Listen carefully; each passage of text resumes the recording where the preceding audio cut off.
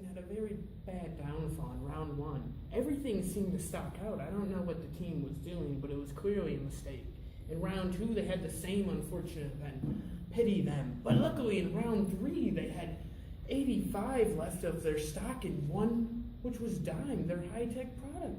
This continued to round 4 and 5, where Dime had a significant amount. But at the last round 6, they finally got crushed, and everything stocked out. In the first round, a 3.4 out of 7. That is a very bad grade if you ask me. And then 2, it continued with a 4.1 over 7, again stomping their employees in the face. And in round 3, there was a 2.9 out of 14. I don't know what they did, but somehow it went a downfall. Must have been on something. In round 4, it was 3.9 out of 25, a slow increase, but still, nothing up to good standards. In round 5, eventually, it was 9.25, something increasing. But in round 6, finally, they got to a 15.7 out of 25.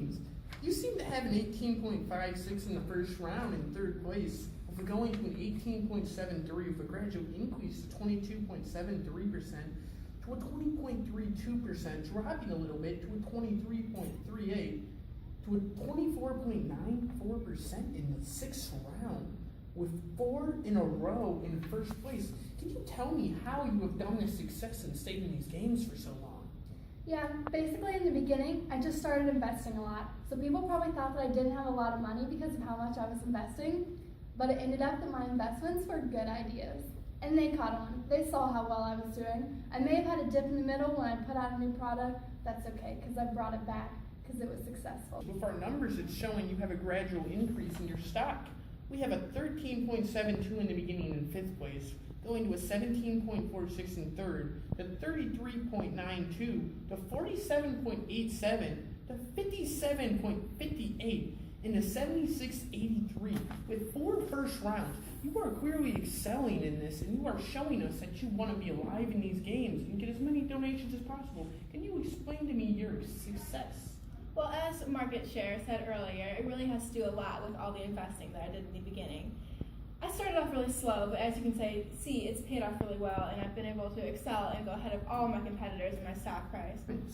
We easily saw in round 1, 2 million, which was not their best, but to a 3.8 million, to a 10 million, to 11.2, to a 12.7, to an 18.2 million. A gradual increase every time in performance in these games. You know, Caesar, I don't really like to brag, but I'm kind of a big deal right now because, as we see, we started out slow. That was part of the strategy. We invested a lot of money here, so we didn't have very much profit. As to where in the end rounds, you can see we're number 1, 18 million, a huge profit. So we're kind of a big deal. And just off, can I say I'm a huge fan of yours. Love you. You're a great guy. All right. So the way we did this is we invested in TQM later in the rounds for when we had more money to invest. And this helped us out a lot and reduced our administration costs and then reduced our R&D cycle time, which made our products come out quicker. We also then started investing in our employees, so they were a little happier. They didn't have as many hours to work. They were happier. They had a gradual increase every round, increasing their customer awareness to get out to people and be noticed. It has been a very good pleasure to watch this, and it led to a lot of contributions. Can you tell me, customer awareness, how you've done this? You're just gonna have to hold it. Okay, well, Caesar, I'm going to talk a little bit about why my customer awareness is so good. Well, first off, I'll start by we always had a high promo budget. This led to people noticing where we were at in this game. Because, you know, you have to be where they can see you. And that's what we did. We put the money in and invested right every time and kept bumping it up until we were the top of the game. What we learned over this whole experience so far is it's best to work together and make sure everyone is on board with specific decisions. What she said. Also, we learned you need to focus on just one single market. Don't go after both in the beginning. Bad idea. As a team, we decided to invest early, and this paid off really well for us because we had a lot of flexibility in our decisions in the long run. And what to go by off that? By investing early, I mean get your automation up, get all your expenses down so your contribution margin is the right level so you can keep making those dollars.